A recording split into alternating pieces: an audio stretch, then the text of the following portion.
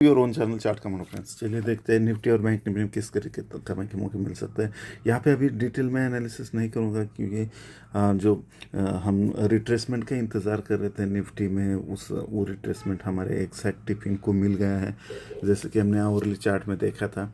अभी मैं directly 15 minute chart पे ट्रेड सेटअप का हम डिस्कस करेंगे, राइट। और इसने जो लो लगाया था तो लगभग 17,574 का यहाँ पर लो लगाया है।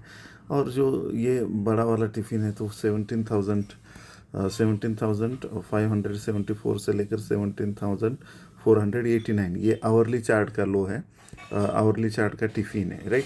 हम छोटे टाइम फ्रेम में अगर ट्रेड करने की कोशिश करेंगे तो यहाँ पे जो टिफ़िन बन के आ रहा है वो 17,677 से लेकर 17,638 ये लेवल्स हमें याद रखना है। और अभी एक थोड़ा सा गैप डाउन हमें देखने को मिल सकता है यहाँ पे 30-40 पॉइंट का। अगर ये होता है यहाँ पे तो ये सपोर्ट ले सकता है। मैक्स सपोर्ट है सर 17,640 का।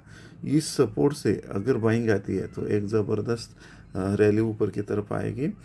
जो हमारा गोल्डन जोन भी इधर ही है आ रहा है, और 17,766 ये इम्पोर्टेंट रेजिस्टेंस रहेगा और गैप का भी रेजिस्टेंस है दूसरा, और उसका 17,840 ये दूसरा टारगेट है। लेकिन ये दूसरा टारगेट आएगा इसका कोई ज़रूरी नहीं है।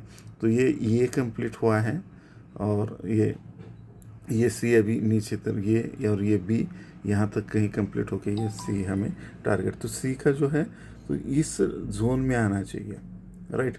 17,574 से लेकर 17,500 के बीच में यहाँ पे आना चाहिए, और फिर यहाँ पे हमें नया टिफ़िन निकाल के एक अच्छा लॉन्ग ट्रेड मिल सकता है, राइट। अगर ये नीचे आया ही नहीं, समझो फॉर एग्जांपल यहाँ पे एक हमें लॉन्ग ट्रेड मिल सकता है, लेकिन यहाँ पे हमें प्रॉफिट बुक करना चाहिए और यहाँ पे एक शॉर्ट ट्रेड। तो ये एक लॉन्ग ट्रेड, एक शॉर्ट ट्रेड, और तीसरा वाला जब ये सी यहाँ पे आएगा तो यहाँ पे एक लॉन्ग ट्रेड, यानी ये तीसरा वाला, यानी 1, 2 और 3 ये 3 ट्रेड हम यहाँ पे मिल सकते हैं। तीनों में से तीनों मिलेंगे, नहीं तो एक मिलेगा या 2 मिल सकते हैं, जो भी मिलेगा हमें यहाँ पे बाय करके चलना है। तो ये जैसे ही हमें गैप डाउन आता है और इसके आसपास मिलता है तो एक 25 पॉइंट के स्टॉप लॉस के साथ हम एक अच्छा खासा लॉन्ग ट्रेड ले सकते हैं।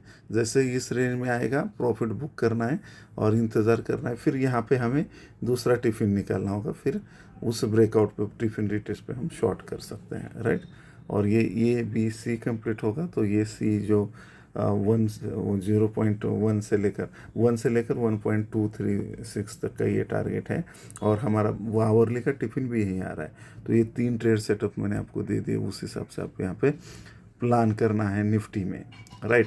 अगर लेकिन ये ऊपर की तरफ ही निकलते हुए जाता है तो फिर ये 3 टारगेट भी मैंने दिए हैं 17,600, 17,766, 17,840 और 17,996 जो डेली में है। ये 10,011 का रेजिस्टेंस वहाँ तक ये जा सकता है। और यहाँ पे 5 बनाएगा, और ये सी की जगह ये 3, सी के जगह यहाँ पे हम 3 बोलेंगे और ये 5 बन जाएगा, राइट।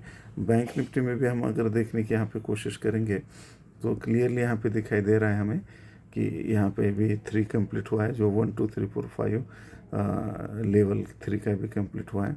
तो ये एक हमें कल ट्रेड मिला था, कल यहाँ पे मैंने आप डब्बा दिया था और एग्जैक्ट डब्बे को यहाँ पे टच किया। अभी इस डब्बे को हमने शिफ्ट किया है इसके हाई के हिसाब से।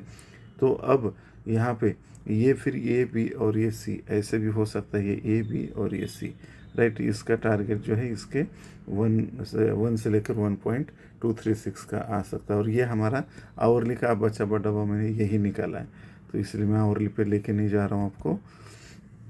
तो फिर जैसे ही ये इसके नीचे आएगा तो ये हमें टारगेट जो है 41,639 से लेकर 41,176 ये टारगेट यहाँ पे आ सकते हैं।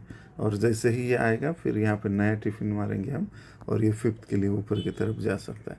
तो इस हिसाब से, लेकिन अगर यहाँ पे 41,166 176 अगर ये ब्रेक हो जाता है और रिटेस्ट करता है तो फिर हमें नीचे के लेवल्स देखने को मिलेंगे। लाइव मार्केट में मैंने ऑलरेडी लॉम में कल भी अपडेट दिए थे, आज भी वहाँ पे दूंगा। पॉम में भी मैंने बहुत सारे स्टॉक के ट्रेड दे दिए हैं, लिंक डिस्क्रिप्शन में है।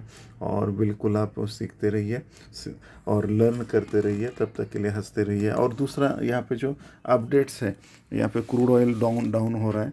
यहाँ पे अगर देखने की कोशिश करेंगे तो क्रूड ऑयल डाउन है और DJI वगैरह एक साइडवेज में चले गए हैं सारे इंडाइसेस। और 30 पॉइंट का गैप डाउन दिखा रहा है SGX निफ्टी।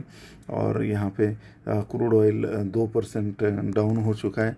और यहाँ पे जस्ट डायल और इसके रिज़ल्ट आए हैं, जस्ट डायल ने बहुत अच्छा रिज़ल्ट दिया है, लेकिन कंटिन्यू ये 7-8 दिन से ऊपर जा रहा है, तो ये इसमें ट्रेड मत करिए, यहाँ पे डाउनफॉल आ सकता है। कॉल सेलर यहाँ पे अच्छा प्रॉफिट कमा सकते हैं, लेकिन स्टॉक में हम कभी ऑप्शन सेलिंग नहीं करते। एंजल वन के भी बहुत अच्छे रिज़ल्ट आए हैं, एंजल वन के भी, तो एंजल वन में भी आप देख सकते हो। लेकिन PSU बैंक में आपको खरीदारी के बहुत अच्छे मौके मिल रहे हैं, तो अच्छे PSU बैंक देखिए। PSU बैंक के अच्छे ट्रेड सेटअप मैंने ऑलरेडी पॉम पे आज मॉर्निंग में ही अपडेट कर दिए हैं।